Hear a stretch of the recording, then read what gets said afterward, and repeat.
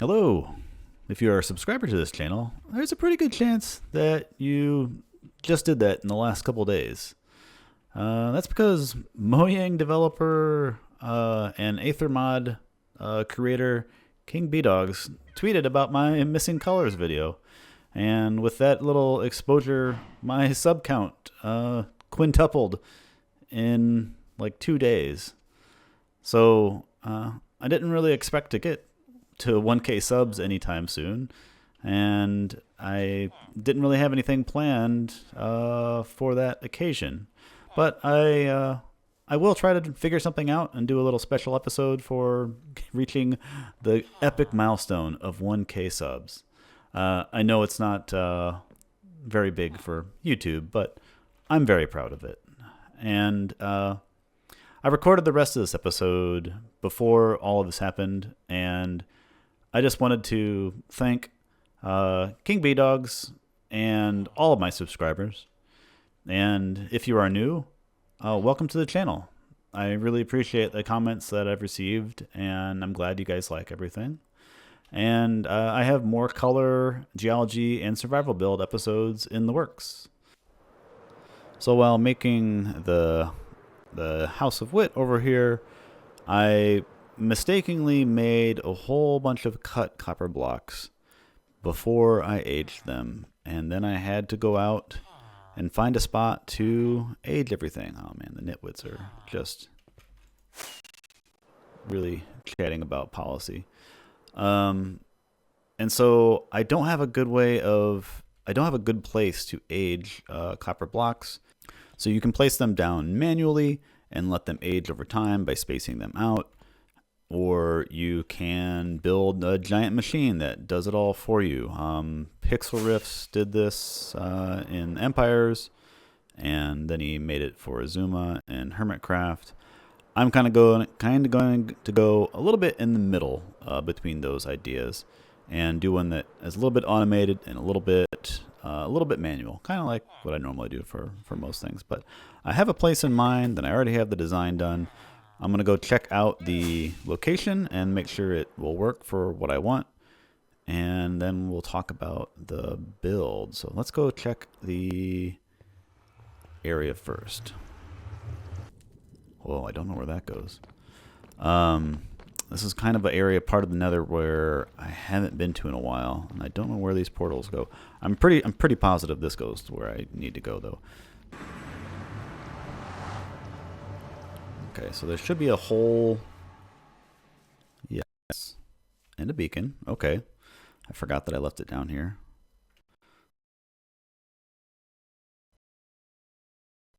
Yes. So this was in a mountain biome, and this is a tunnel boring machine that I left here. And so I'm going to flatten this off, fill in these holes maybe, or dig it out and use this as our copper aging area. Okay, let's talk a bit about copper aging.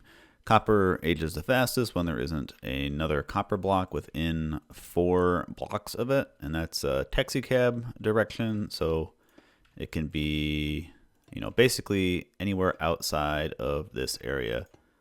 And we're also only talking about in 2 dimensions. This applies to 3 dimensions, but I'm only going to talk about 4 dimension, or I'll talk about 4-dimensional copper. I'm going to talk about 2 dimensions here. But if you have this, obviously these are close to each other, but if you have a copper block in one of these positions relative to that one, then that's the fastest you can get those 2 copper to age. And if you do it in a pattern around the center one, there's really only 3 options. You can do it straight out, so over 4, or you can do over 4 up 1, or over 3 up 2. So that basically corresponds to this shape that I have here. If you do it here, what this is just the mirrored version of this one. And so honestly, it's only these 3 positions that it could possibly be. So if it was here, it would be over 3, down 2 instead of down 3, over 2. Anyway, so each one of these corresponds to a different pattern, and you end up if you did the ones that are directly out from each other, you'd end up with a repeating pattern that looks like this. And if you did this over 1,000 square blocks, or 100 square blocks, 100 by 100, you end up with an efficiency of about 4%. So 4% of those blocks would be copper. And then this gets a little bit better the further you go up. So if you do the over 4 or down 4 over 1, then this pattern becomes almost 6% efficient. Not bad. And then the most efficient is the down 3 over 2 version here, which is 7.69%, which is pretty nice. But I'm going to do a different pattern, of course, than that. And this one separates so there are 4 this way, and then on the other axes they're 5 apart, and that spreads it out just enough that you can squeeze another one inside here. And this does make it a little bit less efficient. This is 6.8, so it's not as good as this, but a little bit better than this version. So not too bad. And what this allows me to do is make a simple flying machine that can separate these out. And so I needed a gap of 2 between these rows. So it's going to be copper, 2 spaces, copper, 2 spaces, copper. And I should say the easiest way to do this is just make the pattern on the ground like this, and then you can come along and just place your blocks down. You don't need to actually build a redstone machine for any of this. This is the easiest way to do it. And then once it's, the spots are marked, they age, you come by, you harvest them, place a new one down if you need more. Do that. This is the easiest way to do it. You just need a large flat area and do the initial spacing once, and then that's it. But just for fun, Minecraft game, I've made a flying machine that does the spacing for me. So this is one row. It can do 11 blocks at a time. And I'm going to send it off. There's one flying machine that sends everything out, and then there's another flying machine that's going out that's going to be sending it back. This is a pretty cheap machine. It sends the observer with it, so you don't need a lot of circuitry back over here. You just need a non-sticky piston and a block.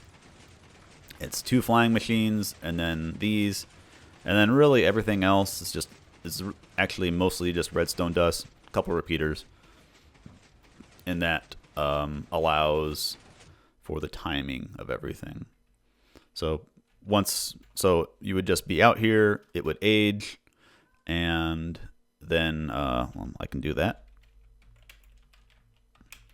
Tick warp. Everything's not complete, and that's fine. So I'm just going to send this stuff back.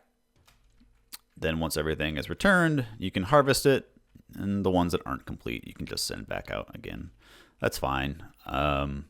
So you just need to sit AFK for a bit and hit it. So what I'm going to do, this is, like I said, this is one module, but what I am going to use is something like this. So this will do, I forgot how many this does, a couple stacks. I might change the number once I'm actually in my own world, but so here's all the copper. This is going to be noisy.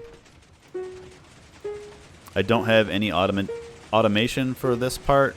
When I'm actually in the survival world, I'm going to be probably laying down a block, a line of blocks, and then sending it out, and then doing the next one. So I won't be doing all of these at once. But there we go. It's nice to look at least.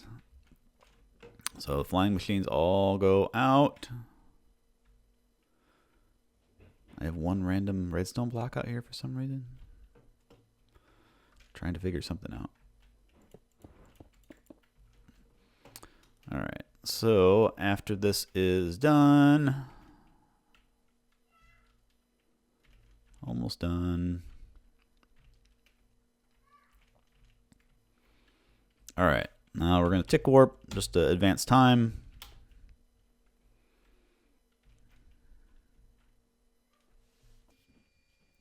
Do one more.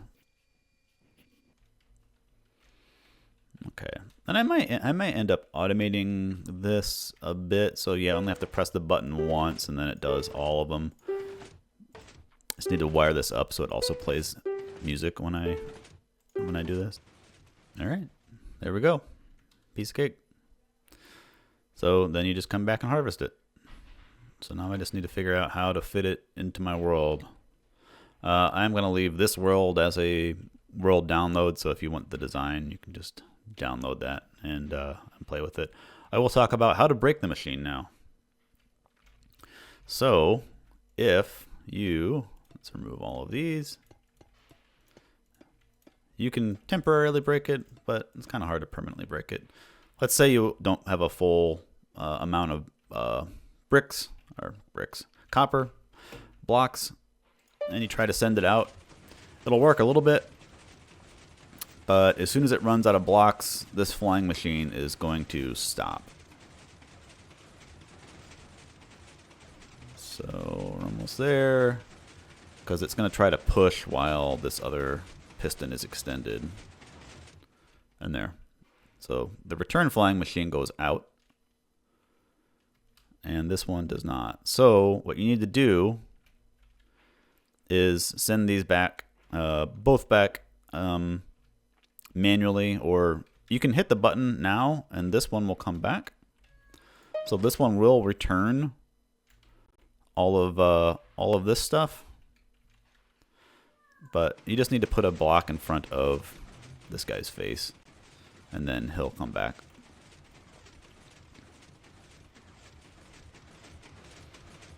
But that's it. You just need to manually, trigger the flying machine the direction it needs to go. And then this stuff will all come back, no problem. Oh yeah, there is one other issue.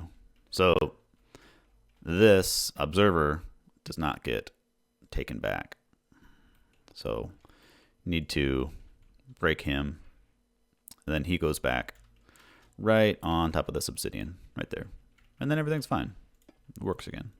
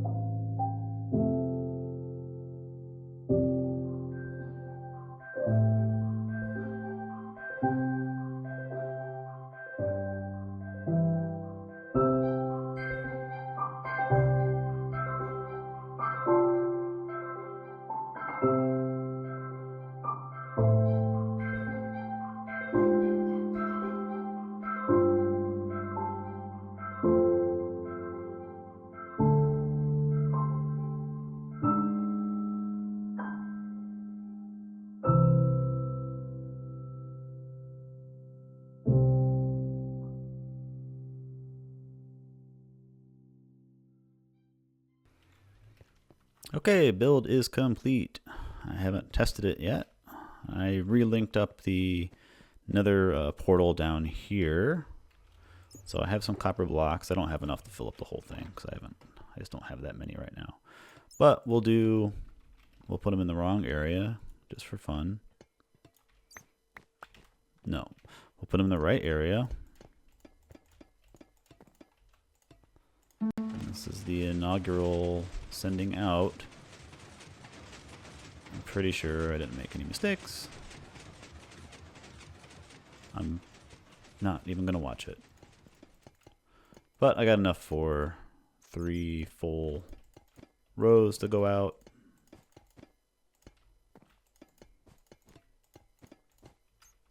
It's a nice sound. And we'll send all of these. I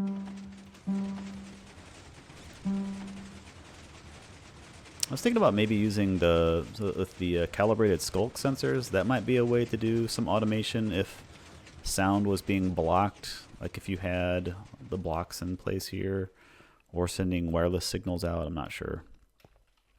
Might be something fun to play with once that stuff actually gets added to the game. But all right, I'm going to wait here until all of this stuff is done, or until it's oxidized. Okay, it's been about an hour. Looks like most of them are ready. So I'm gonna send all of them back. And we'll collect our goods. All right. Maybe I should leave a beacon here just so I can have speed.